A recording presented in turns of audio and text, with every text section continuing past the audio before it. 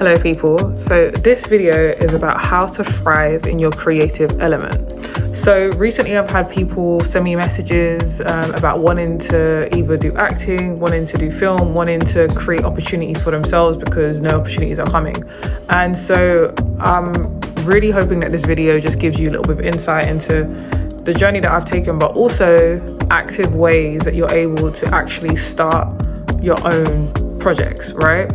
So whether you're an actor who is not getting any roles or not booking and you want to get more into the film world, I got you. Whether you're a videographer and you want to start acting, I got you, right? So I'm just going to go through some really practical ways of being able to tap into both ends. So as an actress or as a filmmaker, and honestly, it's all about community at the end of the day. So bringing the talents you have together and even finding your community of people that you can work with and continue to kind of produce things with. Okay, so here goes. So what I figured is that I'm gonna just start writing things that I can put myself into. So the first kind of like TV, let's say TV pilot that I remember writing was about a girl who was a lawyer, and she essentially got into just some like a mess basically. So like it was an action thriller. And the reason I even started writing this is because at the time, when I was around 19, 20, I was studying law. So I did a law degree, I was studying it. And so I kind of started pulling from, like, rather than kind of taking the story out of thin air, I pulled from what was around me. So I was like, okay, I'm studying law. Let's make the protagonist a lawyer.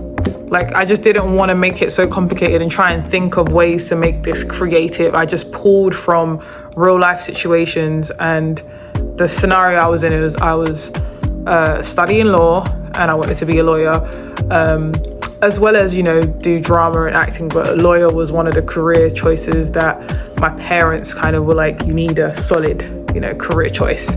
So I was like, let me do that. And I had an interest there, but it wasn't like my love, if that makes sense, and my passion. So as I was doing law, that story started kind of, I thought of that story, started writing. I enjoyed watching Luther. So those of you that don't know about Luther, you can find it online somewhere and watch it. But it's with Idris Elba, he's the main character. And I just thought Luther was just so clever. I really enjoyed watching that series. It was on BBC initially. And with Luther, I just kind of pulled from the fact that I enjoyed action thrillers. I enjoyed the suspense. I enjoyed the psychological thrillers, like the ones which make you think, where it's not as you may think, and you have to kind of use your brain to figure things out. Like, I like watching shows and movies like that kind of like excite the audience in that kind of way. So I took my inspiration from Luther, and I remember writing, just like looking online, finding script samples that I could just look to copy how the format was, and then literally like starting to write myself.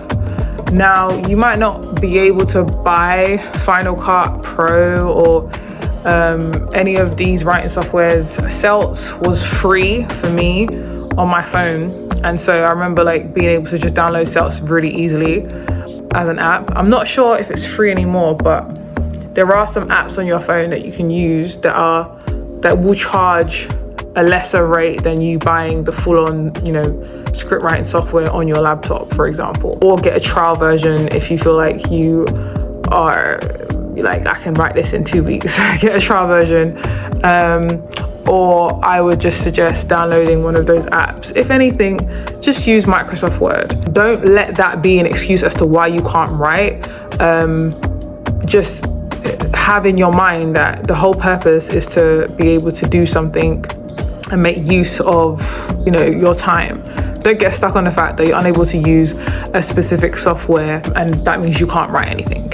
You can. So for those actors, so I think the first tip I would say is write stories that you see yourself in. So that's number one, write stories that you see yourself in. don't make it overcomplicated. You might enjoy certain types of genres, like horror, science fiction, real life dramas, and that's all good and well, right? But don't think you have to create something and over dramatize it and just pump it up so it becomes this science fiction, this fantasy, this thriller. Still pull from yourself, pull from stories that you can relate to, because trust me, when you're writing something and it's like your first time writing, it's just easier to write things that you know. Keep it simple, okay? So write what you know and pull the story from real life experiences and real life things you've been through, because it's always going to be a better story if it's rooted in reality and truth. Number 2, so I'm going to come back to the videographers that want to be actors, but for the actors that want to create projects, this is going to benefit everyone, but this is what I would say. So number 2, once you've got your story, make sure you keep it very simple, okay? So when I say simple, I mean not like unengaging. I mean simple as in, if it's something that you want to shoot and you want to shoot it with minimal resources, not as many people, you might not have a huge cast and crew, don't overcomplicate it, right? Make it something that's achievable, that you're able to shoot with a small amount of people. So even if the story is big and the story has legs and it's a 5-part series, right? You're focusing on the one part, right? And that one part is essentially a pilot, right? And even breaking down a pilot, you're focusing on the first 5 to 10 minutes of action, or the 5 to 10 minutes of the story that will tease the audience and get the people interested, right? That is what I would say you should focus on as a short film. So for me, if I was gonna write a story out of nowhere right now, say, hey, okay, based on my life right now, I just got on a plane from Ghana to New York, planned to move here a while ago, and now I'm finally here. I'm gonna write a story about a girl who's just moved country and doesn't know anyone around, right? That's how it's gonna begin. And then as I'm sitting here talking to you guys, I might see something in the garden over there, and then all of a sudden I have an angle to start writing something, and then there was somebody watching her from the garden. Do you know what I mean? Then you have a thriller, right? So don't overcomplicate it to begin with. And then the story could have legs. It could be about how I'm maneuvering around this new country and I have a stalker that I didn't know about. Maybe my job is as an MUA, or my job is as, whatever it is, right? And this person has been following me from the country that I flew in from. Like, you know what I'm saying? And that just becomes, now I've just made like some crazy story, right? It wasn't meant to start off crazy. It was very simple, as I was explaining exactly what's happening right now in my environment. And then I just added the element of someone could be watching me, right? And now I've created some kind of story. Whether you want it to be a film, whether you want it to be a series, it doesn't matter. Make it simple, short, 5 to 10 minutes worth of some type of content that you can actively say, I can get up and film. Even if you film the first 5 minutes of the script, that is enough to tease the audience. That is what you should focus on. So I hope you guys are paying attention, right? Because I need to recall. So number 1, right, is, I'm gonna write it here. Number 2, that's what we're on right now, right?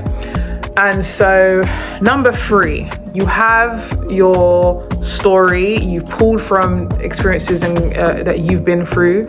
You've started off with something that's simple, and then now you've added elements, right? So when you're writing, make sure you don't overdo the characters as well, right? As I just explained to you, I started off with 1 character, and then I added in another character. That's 2 characters.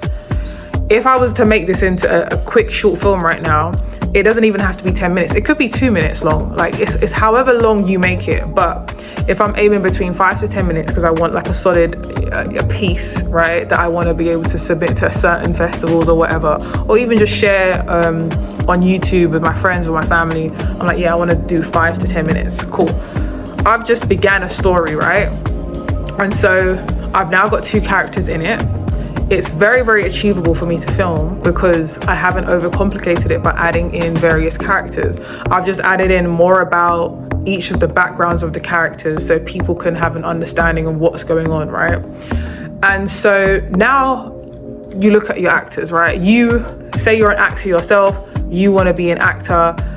It's easy to just plonk yourself into the main character role. Great. But then you have to think about who's the other character, who's going to help me shoot this and film this, how to actually physically shoot the film or the short film that you're trying to do. So now that you've got your story, you've written it, you've got your characters, you've kept it simple, how am I going to shoot it? Again, we're not trying to overcomplicate anything. We're trying to make sure we have a proof of what you say you want to do. Number one, I want to be an actress and I want to also be a filmmaker because there's no opportunities for me being an actress. I've written a story, I've centered the character around myself, I'm the main character, and I have another character in it, co-lead, and it's showcasing my acting skills. So at the end of the day, you don't have to make it rocket science. You just need to show people that you are what you say you are and you can do what you say you can do. Because unfortunately, a lot about this industry is credibility. It's people saying, yeah, I work with this person, she's great, or he's great, or I've seen so many of their works, I've seen their show reel, they've worked with X, Y, and Z. A lot of it, annoyingly, is about having that credibility. I'm kind of over it now because that's just where I am in my journey. But annoyingly, even if it's not about the credibility, to prove to yourself that you can do what you say you can do, you need to have something physical to show, right? Even if you're just watching it yourself and you're using it to critique and to improve your process of how you could be better, you need to show something to yourself. You need to believe yourself, right? If you say you want to do something, you've got to show yourself. So forget about everything else. You need to prove to yourself that you can do it and then learn from what you've done. So right now we have a short film about 5 minutes long about a girl who's moved from another country and has a stalker, right, that's followed her. So the next part of it, filming it, right? Nowadays, we don't utilize the things that we have as much as we used to. That's what I'm going to start off by saying.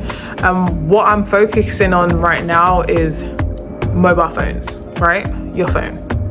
That is one quick way to be able to produce content, right, without having to wait on too many people. Because right now, even the way I'm sitting, I could start this film off, right? And all I need to do is change up the angles. But I could start off the film, I could position my camera somewhere, I could get a tripod, right?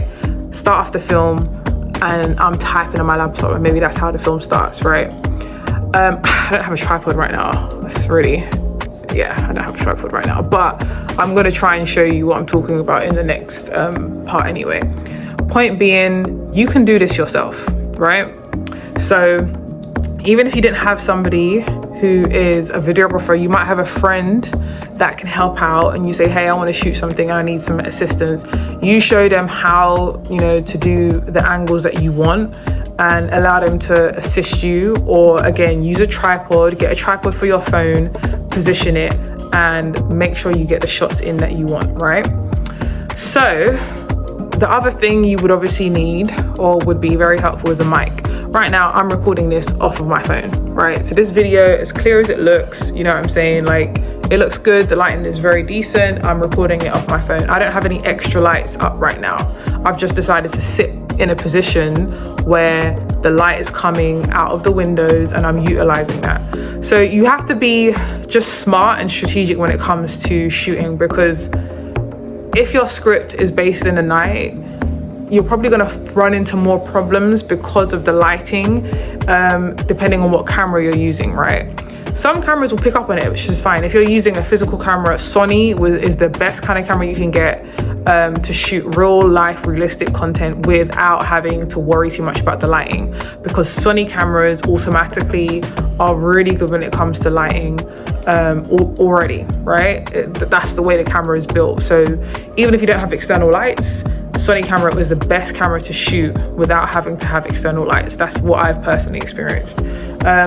And so even the Sony a7 III, Sony a7 II, any of those Sony cameras, and then you have the bigger ones, but if you're just trying to start off small, those are the cameras that I would say would be good to use that will retain good lighting for your videos. So, but say you don't have a Sony, you just have your phone, use your phone, right? So what I would suggest is write down a shot list, okay? So write down a shot list of what you want to shoot. And this is where the director hat comes in, right? Write down a shot list of how you want to shoot it. If you're unsure of the angles you want to use, go and watch something that's similar to what you're trying to tell. Go and watch a film or a short film. There's so many pages that will show you various films by independent filmmakers, stuff on YouTube, channels on the platform which showcase short films. There's a lot, right? You can go and have a look and see.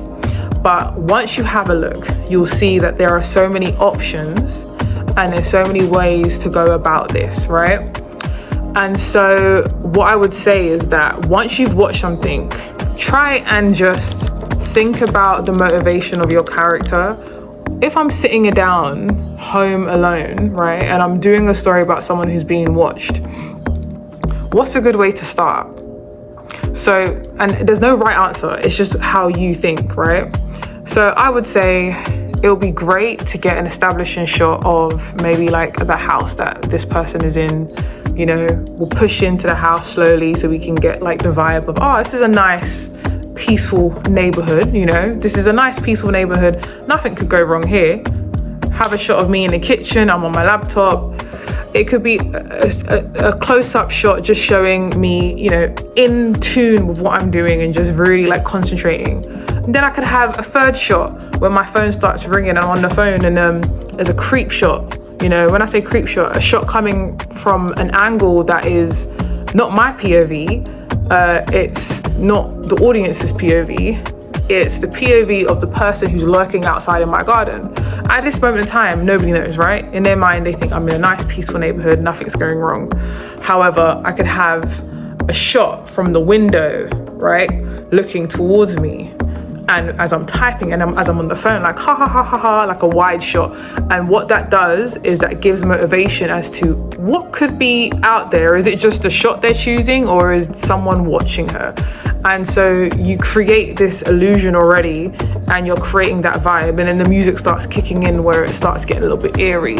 So you have to kind of think about what is motivating your character. In this particular scene, the whole point is I'm doing work, I'm home alone, and we want to show that to the audience. But also my character could be somebody who's just a frightened person, like someone that gets scared a lot, right?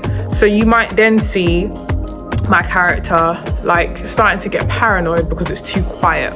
Once they get off the phone, they're like, oh, it's a bit quiet, I'm gonna look around. So it depends on your character. Or your character might be very bold and just be talking on the phone and be so nonchalant and not think anyone is watching them, right? And so choose the motivation of your character, okay? Choose the motivation of your character wisely, and then that is how you can motivate the angles and the shots that you choose. If somebody's crawling towards me, I might have a shot from the floor looking up at myself, right? Because that's a motivation as to why is there such a low shot. And then when the camera turns around to show who's on the floor, you have a high angle showing someone crawling towards me on the floor, right? And then you understand why the low angle was chosen. And so it's really up to you as the filmmaker and creator, but it just makes it so much easier if there is a motivation for your character or motivation for your directorial choices when it comes to shots and angles. And so once you've chosen the right shots, I would say the next step would be, I've lost count of the numbers, but the next step would be to just put it all together. So you've shot the different angles, you've had your friend come in to help you with the camera, you've got a little DJI mic that you attach somewhere so you could get, you know, audio. Keeping it simple, you've used your phone and your gimbal, or you've used your Sony camera that you've played around with. And guys, if it's a case of you're borrowing a camera or you need to rent a camera, there are places you can rent cameras as well, and rent it for not too much money. But if you don't have access to a physical camera, do not make that an excuse not to create, okay? Everybody most of the time has access to a phone. Use what you have and try and make it work. So you've got all your shots now, you put it together. So now comes the editing side of things. Now, I know for a lot of people, because people have come to me before and said, hey, how do you edit? Can you teach me how to edit? Editing is just something, honestly, like, you can learn from people, but I learned myself. Like, I just learned because I liked writing things, I liked filming things, and I just learned how to put it together. I don't even know when the first time I started editing was. I was young. I was probably like 14 or 13. I don't remember. I just remember being able to do it. But nowadays, right, aside from Adobe Premiere Pro, people use DaVinci to edit now, which they use to color grade as well. Some people use Avid, some people use Final Cut. There's CapCut now, right? And CapCut, I feel like is something you can download on your phone. There's a free version and a pro version or whatever, but it might make it simpler for people who have not used editing softwares before. Personally, I like using Adobe Premiere Pro. You can get a subscription for a month for that, or you can utilize the free trial again if you want to be, use the free trial for like 14 days. Sometimes I even have 30-day free trials. So you just have to look and see what the deals are on at the time. But you can get a free trial of Adobe and you can use that ASAP to start editing your short film.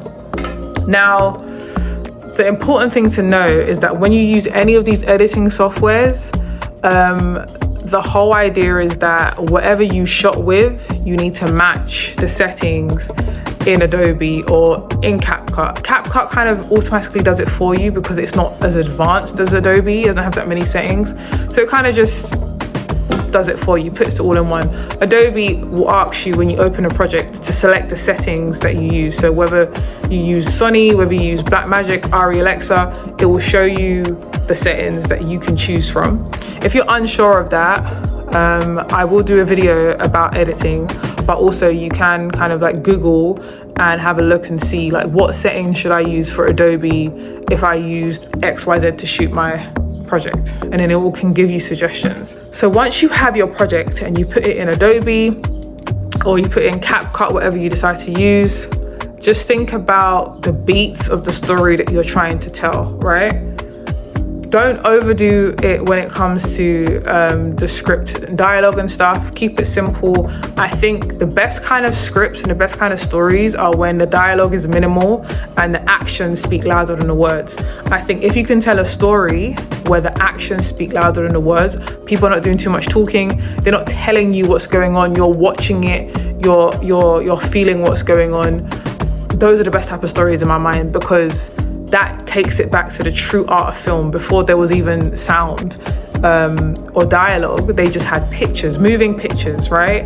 Moving pictures, and then he added on like a little sound in the background, and everyone was there, clap, clap, clap, oh, well done. They used to, pull the little reel thing and like wind it, and that's how people watched films back in the day. There was no sound, it was just action. So you had to understand what was going on. So I think a rule of thumb would be, if I put this on silent, right? If I turned this off, turned off the volume, would I be able to follow what's going on in the film to some degree? If the answer is no, then you're doing something wrong.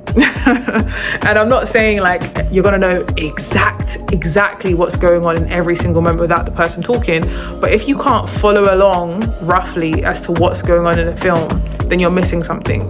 So make sure when you are putting the script together, when you're telling the story, even when the edit, the important part about the edit is how the story comes out, because you get to choose how long the pauses are, how long the waits are. Once you're editing, you get to choose where that goes, right? And you get to make it your own. So just bear that in mind, because I think that's a very important point, that when you're telling these stories, don't overdo it with the dialogue. When you're editing the stories, think about the beats that a story's telling and make sure you keep it engaging. Like, you don't want your audience to be sitting there thinking, okay, this is a long take, and then there's no reason for it to be such a long take. There's no motivation behind it. It's just the editing is slow, right? And obviously, if you're playing around, it's your first time editing, it's fine. But just bear in mind that the more you do it, obviously, the more you'll get better, you'll get faster. And the whole idea is to tell an engaging short story. With short films, I think the best kinds of short films are the ones that leave you thinking about, wonder what was going to happen next. Okay, not everyone tells those kind of short films, but they always say you have to have a beginning, middle, and an end. The end doesn't necessarily mean that you solved all of the issues in the film. It just might mean that you've just come to an ending of the piece that you're showing. But again, I think the best kind of short films are the ones that leave you thinking, what could have happened next? Or I want to see more, right? Because now you've incited my brain, and now I want to find out more about this film that you want to do. And maybe it's like a teaser for a feature film or a TV series, and now you've got people talking about this short film, right? So don't overcomplicate it. Make sure when you're editing, you think about the beats of the story you're telling, and have fun, okay? Have fun with it. Like, don't be so serious about when you're editing and when you're putting this together. Like, when I say that, I mean, don't be so critical of yourself and just think, oh no, I can't do this, I have to do it like this, I have to do it by a book. Creativity is not meant to be capped, right? Creativity is something that we naturally have in us, and we decide how we want to execute and push it out and bring it out there into the world. Don't feel like you need to cap yourself based on having to fit a certain box, right? I don't agree with that. I think you should always want to be able to obviously like do more, do better than you did the last time, but give yourself some grace. If it's something you've never done before, you never put together a whole film before, or a whole short film, or XYZ, then give yourself some grace, okay? It's not always going to turn out great the first time, and that's totally fine. Like, we're human, but you're always going to be able to learn some kind of lesson from it, and that's what's most important. Like, my first project I did, short film, it was called Insight. I remember that project. I loved the story. I loved what it was about. I was excited to show people. I had my friends add into this scene I did. It was like a party scene, and my friends were in this scene and everything. And I just remember thinking, this is just like so cool that I have like cameras in my house and I'm shooting and I'm actually like doing what I said I want to do. I'm directing, and it's a story that I wrote. Did it come out the best? No, it didn't. There was fundamental lessons I learned from that short piece. And being able to now share this with you, you should be able to make something better than my first piece, because I'm sharing the knowledge of what I now know makes really good, inciting stories, right? And so for me, I think it's about the learning process of all of this as well. Now, I did say I was going to come on to my filmmakers who want to do acting, right? So I haven't forgotten about you guys. But I think a lot of the principles I've spoken about can be applied with you as well. If you're a filmmaker, you want to be an actor, partner up with another actor. Partner up with somebody who wants to tell stories, and they might want to, they might want to direct and produce because there's no jobs for them. You want to act. Partner up with one of those people and put yourself in one of the side roles or the co-lead roles or whatever. A role that allows you to have the experience. But if you are new to acting, you've never done it before, maybe you've had experience but you haven't really done it professionally, or you're trying to build, at least you have someone who is an actress, has been doing it for a little bit, they're in the lead role, you're playing a role that is just as significant but not as many maybe like words or dialogues, and it helps you to be able to put yourself in the film. And you can use your videography skills to help film the other actress, right? So when you're not on screen, you're helping that person film. When you're on screen, you can teach them how to film, and that is like the best kind of exchange. Like, you have knowledge to give them, they have knowledge to give you. They want to learn something new, you want to learn something new. So you're sharing each other's processes with each other, and I think that's the best kind of, honestly, like collaborations. Like you can have an equal exchange. So think about that. So all of the things I said, I feel like still definitely applies. But if you are trying to act and you want to put yourself in a role, think about the role that you decide to take, and think about who you're doing it with and how you can learn from that person. So regardless of whether this person has TV or film credits. They might have gone to theatre school. They might have had a few plays, a few things that they've got out, and they want to do their first short film. You can learn from that person. It's not everyone that needs to learn from the award-winning director, producer, whatever. Like, awards and things are all honestly subjective. People that win these awards, I'm not saying they're not great, not saying they're not doing their thing, but it's all people deciding who to give things to. It's all people validating other people's work. Know that your work is just as important as anybody else's. Believe in the work you're doing and put time into perfecting those things that you want to do, and have somebody that you can continue to build and grow with.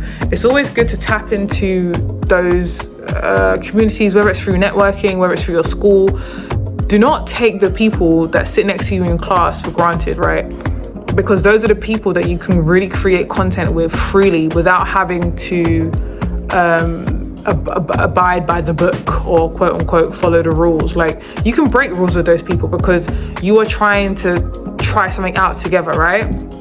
So for me, those kind of collaborations are the best kind of collaborations. There's people that I've known for years that I've only recently, in the last couple of years, worked on projects with, right? And these projects have been amazing. But if we had started off working on projects from way back when, we would have had so many more amazing projects. We would have had a process of learning and growing together. And so I think it's really important to do that. And yeah, I think I've spoken quite a lot in this video. I hope it's very helpful for some people.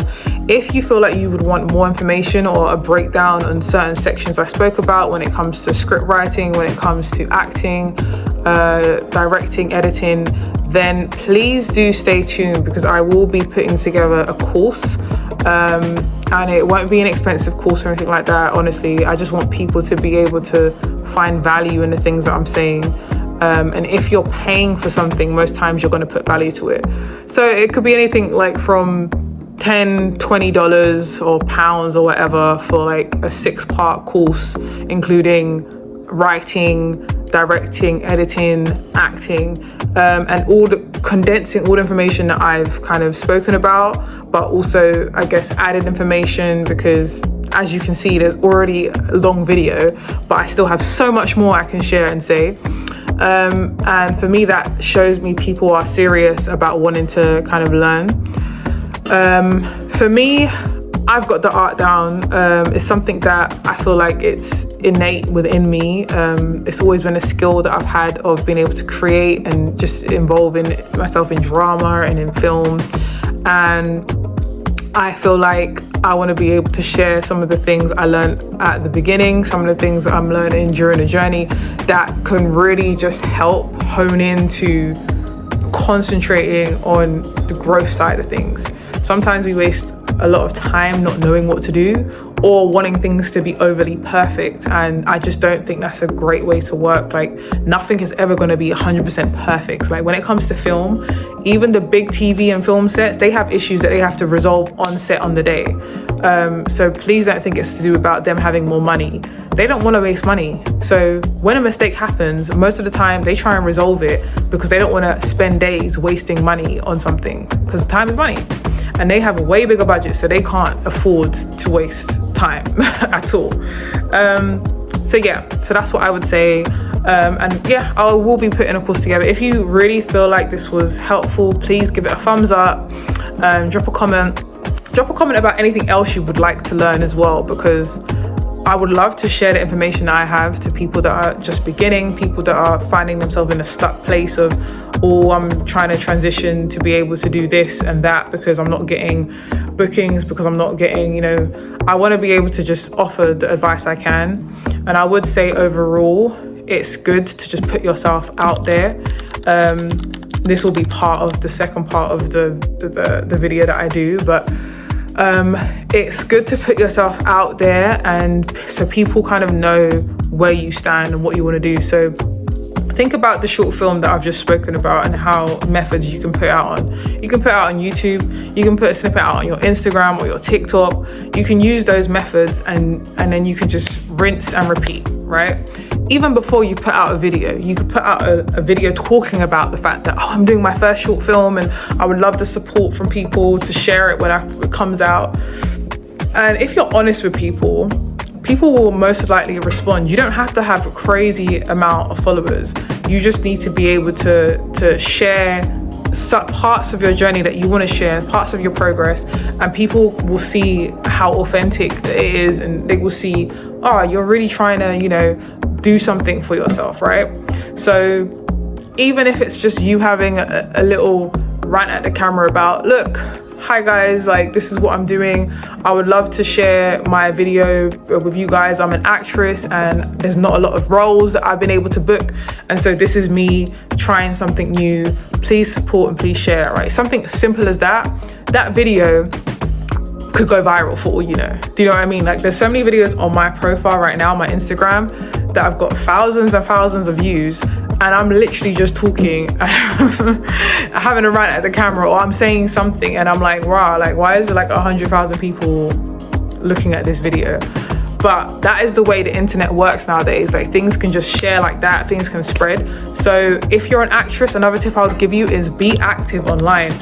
I'm actually somebody who, I don't really like social media. I'm not gonna lie to you. I'm not a big social media fan. And people are like, oh, how? But you're a film director. And I'm not a big fan of it. I will be very real with you.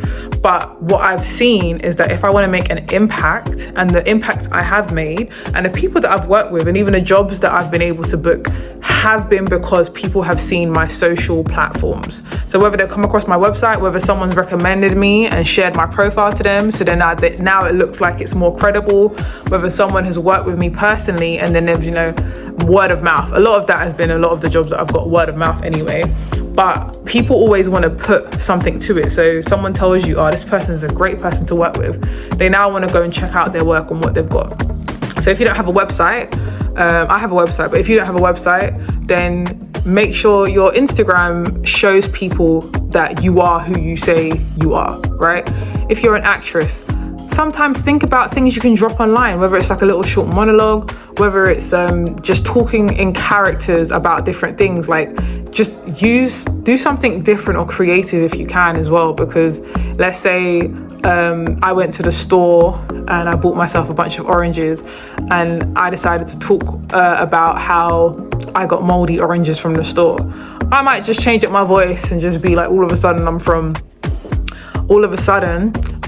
Liverpool or something like that, and I'm like, guys, I went to the store and I bought these rotten oranges, and oh my gosh, I can't believe what they had on them. They had like this green mold, and it was like a major shopping place. Like all of a sudden I'm a character, right? Because I've changed my accent, and people probably won't expect that.